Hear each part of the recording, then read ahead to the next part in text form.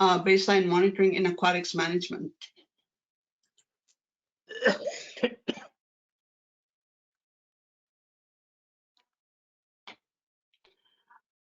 First of all, I want to acknowledge the land that I'm on right now, which is a Treaty 1 territory, which is home of the Anishinaabe, Cree, the Ojibwe, Dakota, and the Dene peoples and the Métis Nation.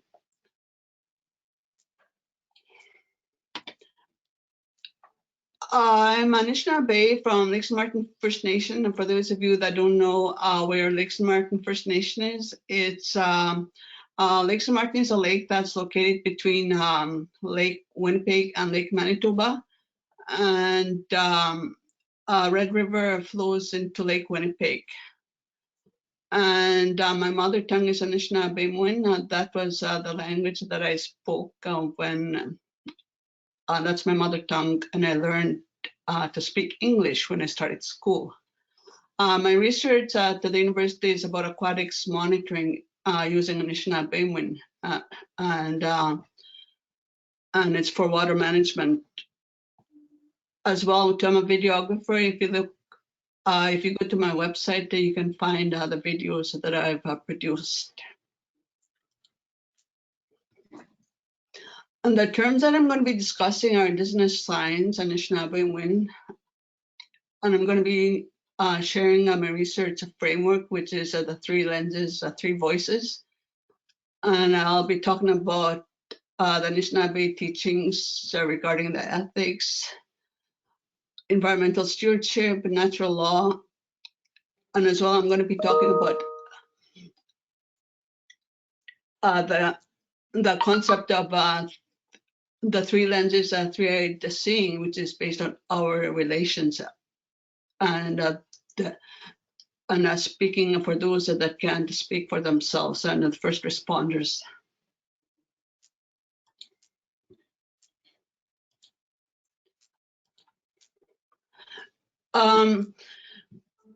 With the Canadian legislation and the provincial legislation, Indigenous science is being put at the forefront and across universities too throughout Canada. There's a lot of a push for Indigenous knowledge systems to be incorporated. For myself, I'm an Indigenous scholar with the University of Manitoba Chemistry Department, and my background is in natural resources and environmental management. So there's a strong push to incorporate Indigenous science, which is the classifying, inferring, questioning, observing, interpreting, predicting, monitoring, problem solving, and adapting. And these are very important when you consider the knowledge systems that are held by Indigenous peoples.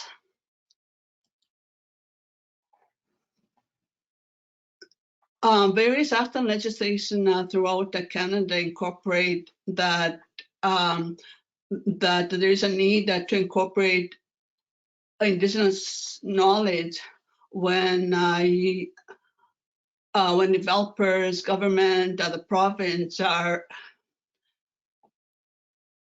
doing any kind of doing activities on the land, whether it's building channels, widening water bodies. You have to include Indigenous knowledge. So you need to consult with Indigenous peoples, and there's various sections within the Canadian legislation now where that stipulates that need to consult Indigenous peoples.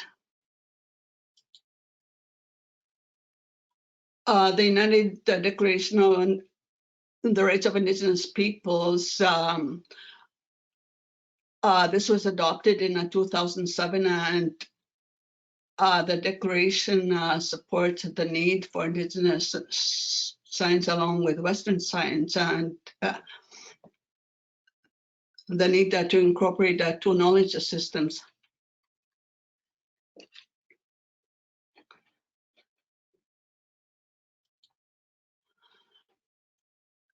We also have the Truth and the Reconciliation Commission that includes Indigenous science, the need to incorporate Indigenous science. These are some of the acts that I won't really go into depth, but just an awareness that they're out there. And we have various calls to action why natural scientists need to include Indigenous science, and these are found in this article that's listed.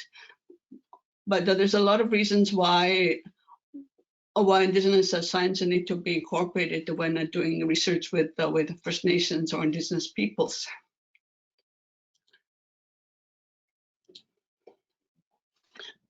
Within the map of Canada, Indigenous peoples represent a lot of the northern communities. When you look at this map, this is a representation of where Indigenous peoples live. You can see throughout the northern landscape of Canada that Indigenous peoples, Indigenous communities represent the northern landscape. And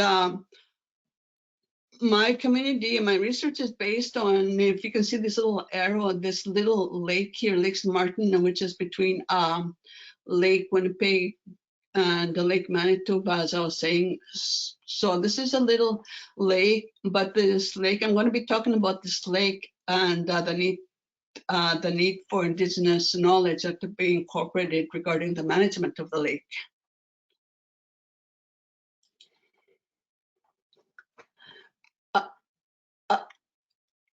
I started doing my research regarding Lake St. Martin with my Master of Science research, where I used a lot of water levels, comparing water levels throughout the various lakes, Lake Winnipeg, Lake St. Martin, Lake Manitoba, Red River, Assiniboine River. And the research looked at the various water levels throughout the seasons, throughout the years. And when you use Western systems like that, like comparing the water levels, you get a picture. And the picture's in black and white of what the water levels say, and then you start to manipulate the data, like trying to get the different graphs. I used a lot of regression analysis when I did my data analysis, and what I found was that there was flooding regarding Lake St. Martin, but the data did not capture the flooding that was observed by the local Indigenous peoples that lived in the area. And this is the part that Western science tends to overlook, because it just sees, it's just analysis. The Western science does analysis about what is in front of them. They don't look at the picture of what is happening at the ground level. They don't look at the livelihoods of the people. And when you start talking to the people, the Indigenous peoples that live in the area where the flooding occurs, that they will tell you the changes that they've noticed. For example, Lake St. Martin, there was a water control structure that was built in 1960, and then another water control structure that was built at the Portage Diversion 1971, and then the flood of the century in 2011, when my community of Lake St. Martin was forced displaced, relocated into another site. And when you talk to the people, they can tell you the changes that go on at the ground level, where Western science does not necessarily capture these changes. And this is the difference between Western science and Indigenous science. And then we have language, Anishinaabe Mowin. My language, when you start breaking down words within my language, we have words that identify place names, that identify landscapes. And what the language does is the places, landscapes were named based on their original function, what they were meant to do, according to the natural law. And my language is very descriptive of the way the original place namings of the water bodies, etc., like why they were named because of their original function of their natural law within the ecosystem. And using these lenses of the Western lens, the indigenous lens, and the voices of those that cannot speak for themselves, which is our relations, and these are the birds, the species that are out there, the water bodies, the trees, etc.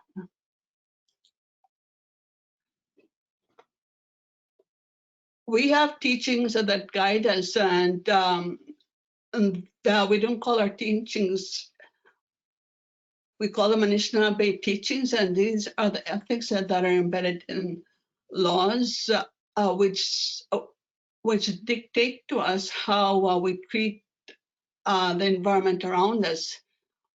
We don't desecrate the environment because we're taught that we pay for the consequences when we do that. We have specific words that are passed on to us that are very strong. For example, in Jine, Patawa.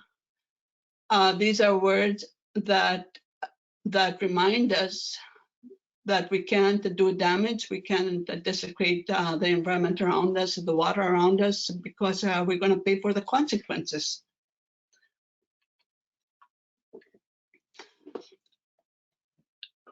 When we have the ability to hear those that can't speak for themselves, and we interpret what is being said, because of indigenous people's ability to communicate using the sixth and the seventh senses, which is what makes it different from a Western science. And the ability to be able to listen to what the world around, to what the environment is saying is very important. The elders that talk about the ability to hear, to listen to what's going on around is the ability to interpret what's happening at the ground level. In my community of Lake St. Martin, the elders talk about frogs, that they don't croak anymore. And when that happens, we should start worrying. The land is mourning. When we hear sounds coming from the lake, we have to take heed that something is wrong.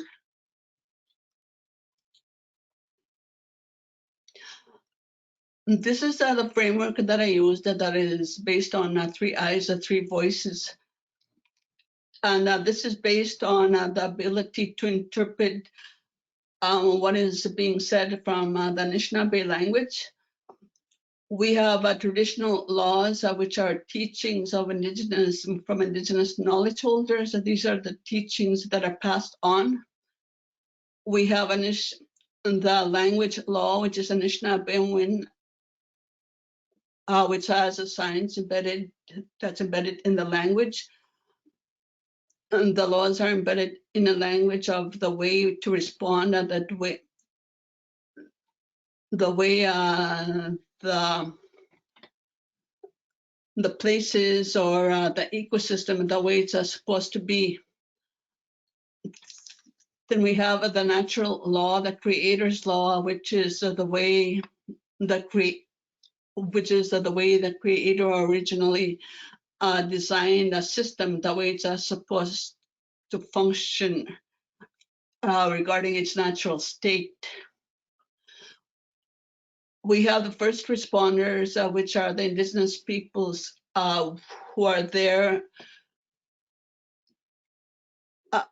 they're observing what's going on at the ground level, and they'll be the ones to first respond when something is happening or when a change occurs.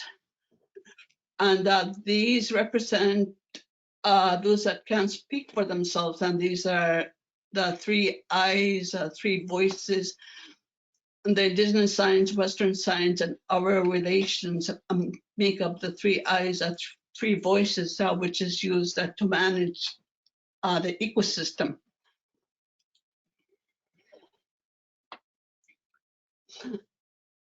These are the water, the earth, and the air, and the way they were designed according to the laws, their natural laws, and these are the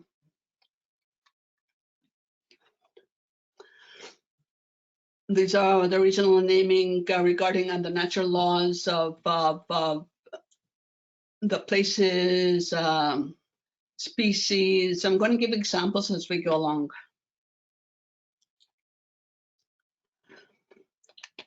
We have names that are very specific to water bodies, to the landscapes. And these represents the lands, the season, the activities, the livelihoods.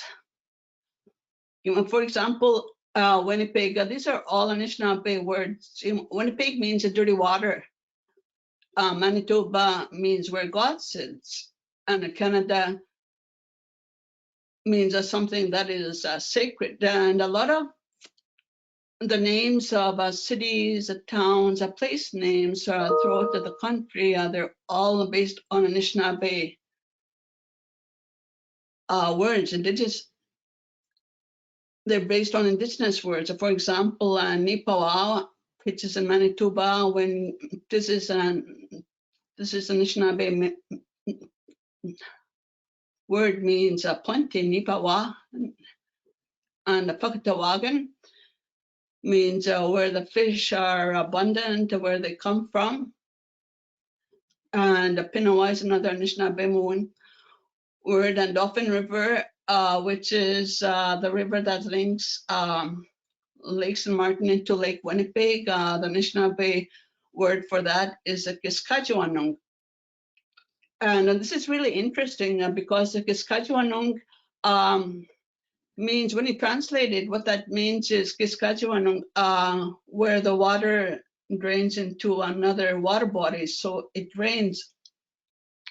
And if you take this word, Dolphin River, then if you look at the ecosystem within where Dolphin River, where it drains into the lake, you're going to start determining what are the baseline monitors regarding Dolphin River, regarding the natural watersheds, because Lake Winnipeg had 2 floods, and the recent flooding of the 2011 flood, where the province built an outlet channel from Lake St. Martin going into Dolphin Rivers. The impacts are from that the outlet channel but done significant damage regarding the water levels of Lake Winnipeg and the riparian zone of Dolphin River, where the province changed the river banks and blasted the groundwater, causing the water to be brown now, where before it used to be clear water. So these are the changes that affect the natural flows, the natural naming, and these words are baseline monitors. These are very important because these words track the original state of the waters of the ecosystem. This is Lake St. Martin. And these are Anishinaabe names of all the points along the lake. These are very important. They identify what the purpose was of the various areas, and they identify where the spawning grounds are of whitefish, of a pickerel, and they identify where the natural currents flow. They identify where the spring waters are along the lake here, and they identify these, and these are very important to capture because, like I said, they're the baseline monitors.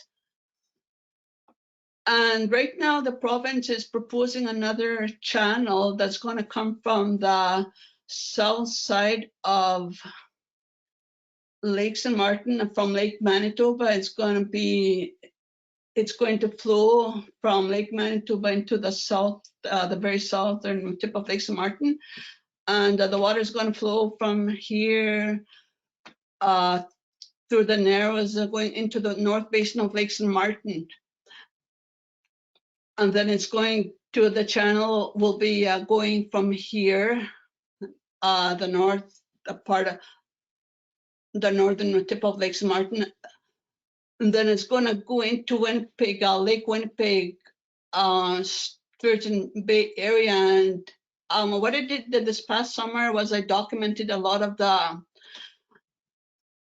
landscapes, what they look like originally, and the place names, because these have to be documented when the changes occur. These are going to be important to use. But what happens when the channel is built? And I have documentation where the original spawning sites are from the local knowledge holders here in Dauphin River. When you look at the map of Canada, you can see the numbered treaties where they are, and when you look at the water basins, you can see the resemblance almost. So this is indicative of the importance of water bodies for Indigenous peoples when the treaties were signed. The traditional laws of the knowledge holders are based on the lived experience and the observation of the land around them, and they're based on the interaction with the land, which is a key. And a lot of them are passed on through the oral histories, the oral traditions, storytelling. And some of the differences of the observation are based on subtleties, because they're based on the land. They know what's happening on the land. They know when changes occur. For example, with Lake St. Martin, with the constant flooding of Lake St. Martin, the elders knew the consequences of flooding on the fish, because they knew that the taste of fish was different. When there was constant flooding, the fish tasted grassy. They had a grassy taste, so the elders know the consequences. They could see the changes, what's happening on the land. For example, if there's constant flooding within a 50-year period, they know what's happening on the ground, where a Western scientist goes sometimes where there's a seasons of no flood, there's no water. The Western scientist is not there to observe what's going on year after year, so they don't know, but the people that live there know what's going on. And then there's the 6 and 7 senses, where they go into ceremony and spirituality, which are different again.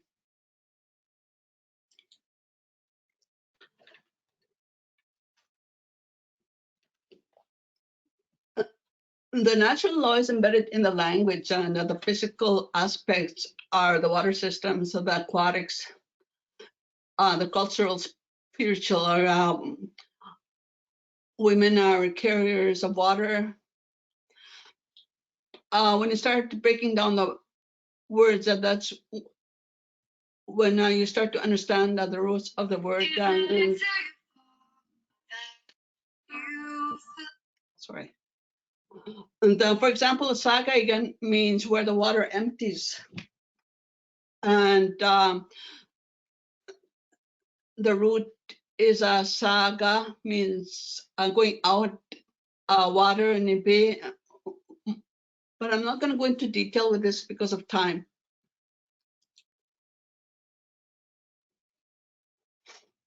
The first responders, like I said, are the people that live on the ground, that the season changes, changes that are occurring. They're the ones that observe what's happening. They're the first responders. And the Western scientists are usually the second responders because they learn after the fact where the indigenous peoples know changes that are occurring. For example, when species, fish, the water level, water currents change, the spawning sites change because of the fluctuating water levels. This was taken in Grand Rapids in 2012. The Western science know the water levels and then identify the fish stock, what happens. And then the indigenous science, they know that the fish, they know the abundance of fish, they know when the fish is abundant. And this is a picture that showed the fish when it's caught. It's more or less dead. It's still alive, but that's not the usual case. Usually, when the fish are caught, they're fighting for their lives. So for example, we went to the lake last year in October when I did the last of my water analysis, and we cast a net and we caught a few fish. We pulled in the net. The fish were just fighting. And with these fish, you can see that they're not fighting at all. And the need to interpret what the fish are saying is that the fish are saying, we're in trouble. And as the first responders and the indigenous peoples report back to what they're seeing.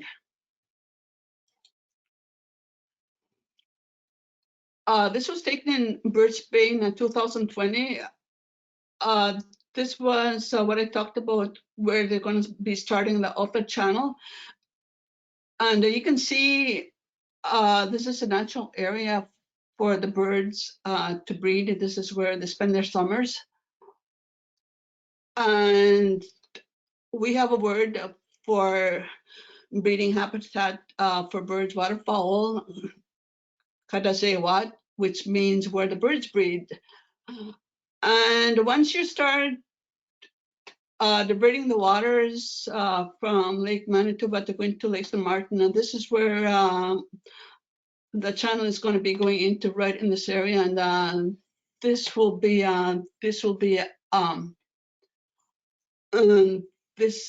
Kadasewat will be gone.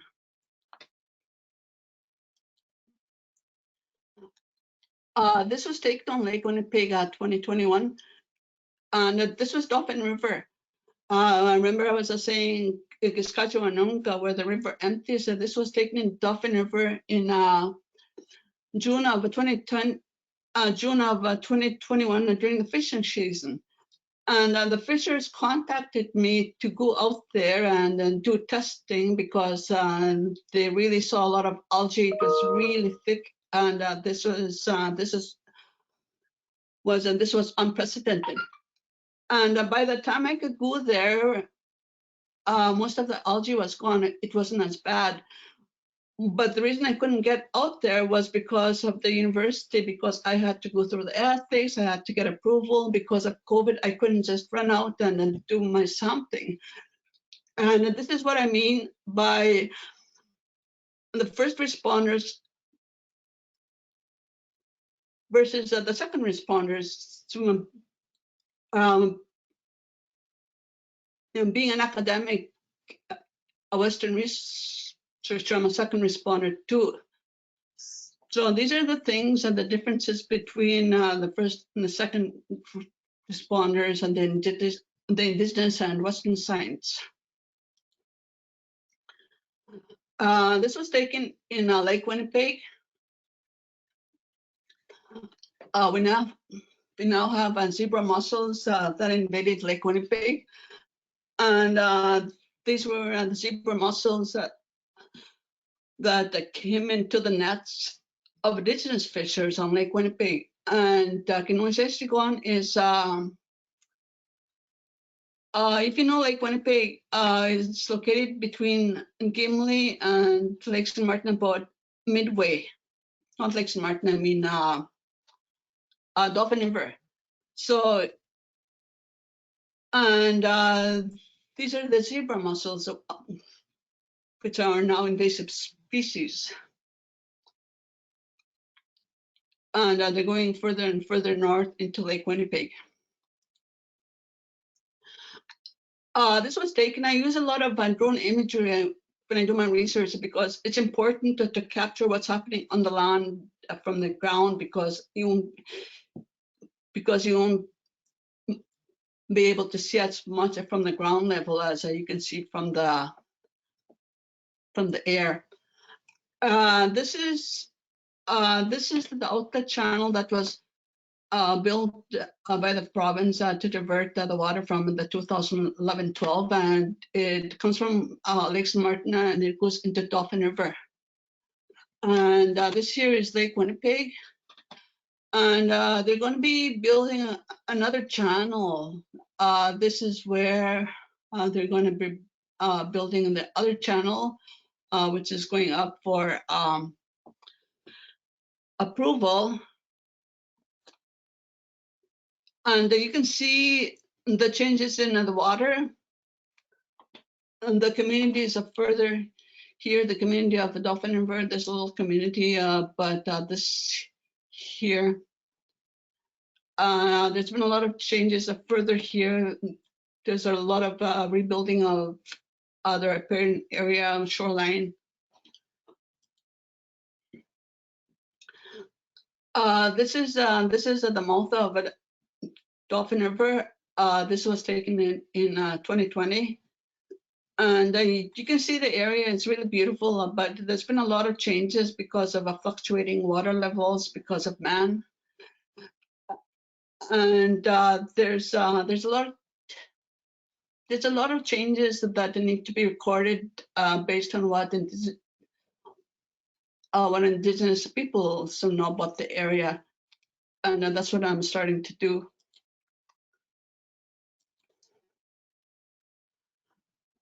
This is Lake St. Martin, the east side of Lake St. Martin, where the new channel will be flowing from. There's a lot of stories associated with the lake.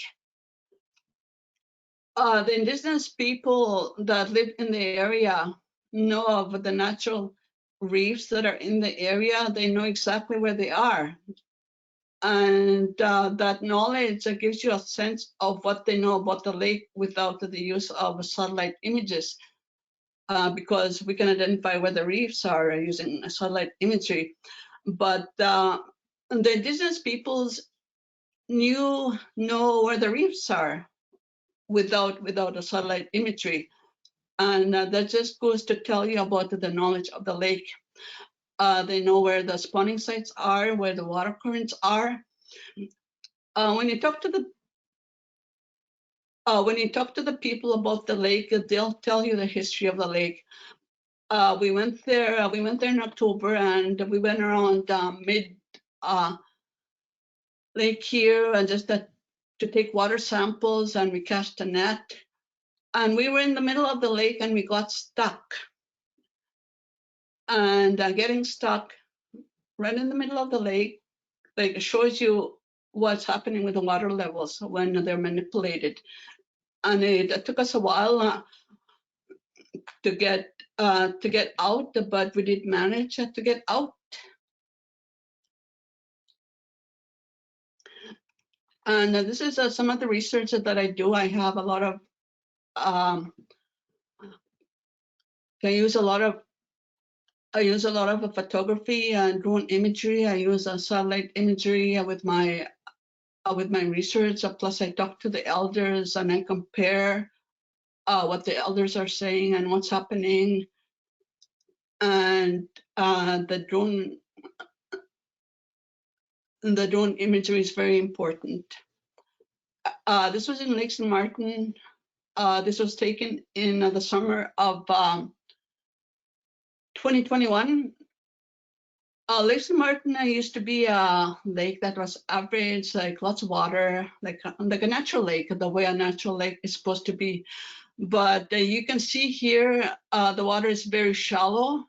We tried to launch this boat, but it was too big. It's not that big of a boat, but we couldn't launch it because the water is very shallow, and we had to get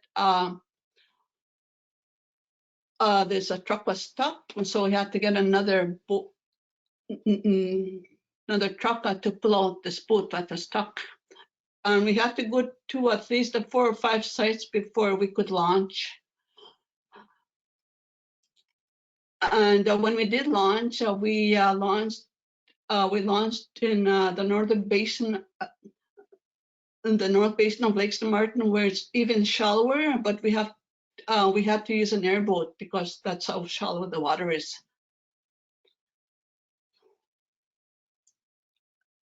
Then when we did this, we went and got stuck on the other side of the lake, and we came back to shore about 11 p.m. at night, and people were already waiting for us.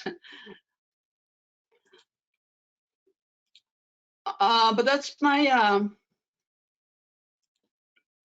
research, and it's very important to incorporate the three eyes and three voices into research, because that's how you're going to determine the best plan. And the biomonitoring and the local indicators are very important. It's very important to talk to the people. This was taken in August of 2021. This was Lake Winnipeg, near Dauphin River.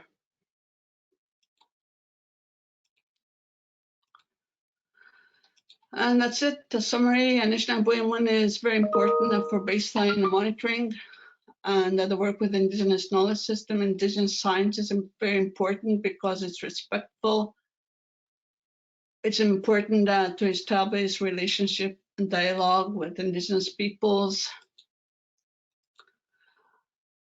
and the way the knowledge systems are equal, Indigenous and Western science acknowledging each other. And that's it.